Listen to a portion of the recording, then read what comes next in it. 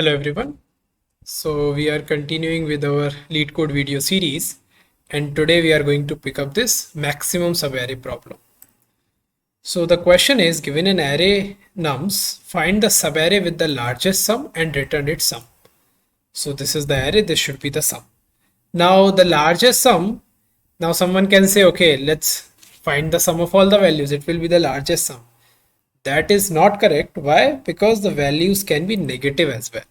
So the total sum can be less than the sum of some subarray, which maybe does not contain any negative values.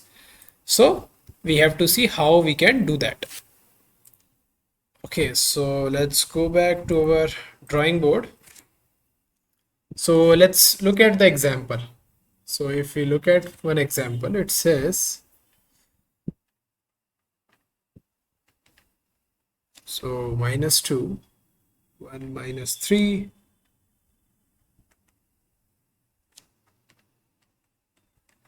so here the answer is 6 and the subarray is this one. So it is saying this is the largest subarray with sum equals to 6. Now if you try to find out any other subarray, the sum will not be greater than 6. So this is our answer. Now how will we find it out? Now the very simple approach is just iterate over all the subarrays and find the sum and maximize over it. For example, if you see, this is our first subarray, then second subarray, third subarray, fourth subarray, and so on till the last one. These are all the subarrays which start from 0 index. Now maybe these are the subarrays which starts from the first index. So this, and so on for rest of the subarrays. So like this, for all the subarrays we can do this. So how we can simply write this code? So it will be something like, for I to n, for j equals to, here I equals to 0 to n, j equals to I to n. Now in this for loop, you take sum equals to 0 and you say for k equals to I, k less than equals to j plus k. You sum all the values in the subarray, let's say nums of I, and then you say you maximize this. So max sum equals to max of max sum comma sum. So this is how we can simply do this. But what is the time complexity of this approach? The time complexity is n cubed because there are 3 loops. But the constraints in the problem is nums dot length is less than equals to 10 raised power 5. So it means we want sort of a order n solution, and also it is asked in the question that give the order n solution. So this n cube will not work. Now you can all see, right, this is very brute force. We can very easily optimize it. For example, if I have a sum till here, right, in the for loop, if I have a sum till here, to finding the sum till here is simple, right? If this sum is s, we can just say s plus 4. This becomes the sum of the next subarray. So we can optimize this, and if you write the code for that, it will be for I equals to 0 to n. Here we take sum 0, for j equals to I to n.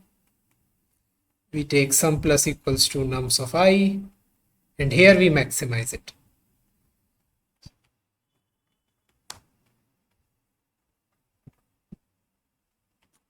So if you see, again, we are not calculating the sum again and again, we are carrying it forward, and for each subarray we are calculating it like this. So this is the time complexity of this approach now is order n square. Though it is not good enough, but you can see, right, with very simple observation you can make from n square to n cube to n square very easily. So very simple optimization. Now how do we solve it finally, right? We want order n. So how can we do it? So now we need a interesting observations here. So let's look at this. Let's take our example again. and try to find that out. Okay. Now, say I'm starting at index 0. So currently this is the subarray I have. So what is the sum here? The sum here is -2 till. Now I take this subarray. This is -2 plus 1.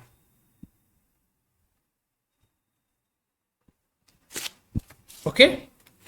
-2 plus 1. Now if you look at it, this subarray has a sum of -1. But now if I ignore this -2, the sum becomes 1. See, the thing is, -2 is not contributing in a better way in our answer, right? -2 is only reducing our answer. So since if we ignore this -2 and if we take all the subarrays from here, we will definitely get better subarray than the one which you get with -2. So all the subarrays which starts from -2, you do not need at all because you have a better starting point which is 1. Okay, so this is how we can do it. Now we are at 1. So current sum is 1. Now we look at 1 minus 3. So 1 minus 3 sum is total -2. Now you look at 1 minus 3, 4. Now you look at it, okay, again, this part, you can see here the total sum is -2. But if you look at 4 only, it is 4. Okay, it means you can again ignore this 1 and -3 because this is not adding. Because if you look at all the prefixes from this, these will have, or all the subarrays, and if you start all the subarrays from here, they will be better. Again, so we can ignore this part. So we start from 4 now. So the sum is 4 here. Now you look at 4 minus 1. It is 3 now. Now you look at 4 minus 1, 2. It becomes now 5. Now you look at this, it becomes 6. Now you look at this, it becomes 6 minus 5, which is 1. But now you cannot remove this -5. You cannot ignore this -5. Why? Because if you ignore this -5, you have to ignore these values as well for 4. If you look at 4, you will not say, okay, I will remove -5. Because if you remove -5, you have to remove all of these values as well. Because it has to be continuous. Okay, so that is 1. Now you look at this 1 plus 4, which is 5. And now we have only traversed it from only one time from left to right. Now if you look here, this 6, this is the maximum sum at any point we have seen. So this is our answer actually. And what is this? If you carefully look, this is the answer subarray only. So this is how we can do. We can always, whenever the sum becomes less than 0, we can ignore that sum because that sum will not add for in the future. That sum will not be needed in the future. So this is how we can do it. So let's code it now.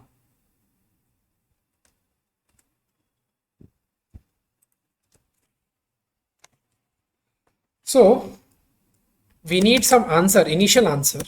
I'll take it as nums of 0 because answer has to be from the subarray. If you take it 0, right? Don't take 0. Why? Because the values can be negative. If all the subarray has negative values, your answer will be negative only. So you cannot take 0 as the initial answer. And I am taking nums of 0 because it is definite that the size of the array is at least 1. So nums of 0 will exist. Now let's iterate over the array. Let's say n.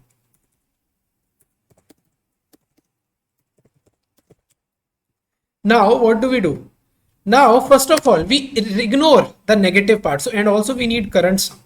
So let's take current sum as 0.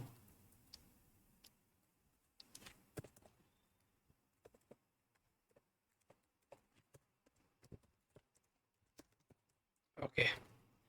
So now if current sum is less than 0, we can ignore it, which means we ignore the previous part, which means we made current sum 0. Now we add current value to the sum and we check, we just maximize the answer. So answer is equals to max of answer comma current sum. So at every point I check what is the maximum answer so far, and using that we can find the maximum sum subarray. So let's run this.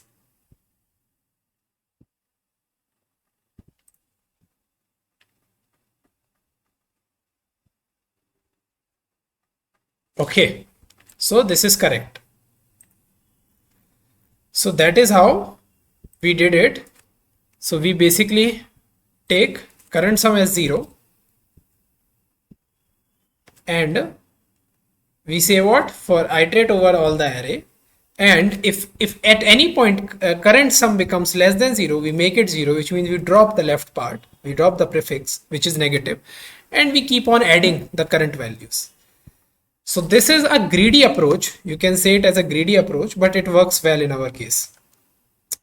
Okay, so that's it. So this question is done. If there is any doubt, if you, first of all, if you like this question, if this question has helped you, you can like this video and also subscribe to my channel if you want to see more such videos, because I am going to create a lot of videos on these LeetCode problems. So until the next video, bye.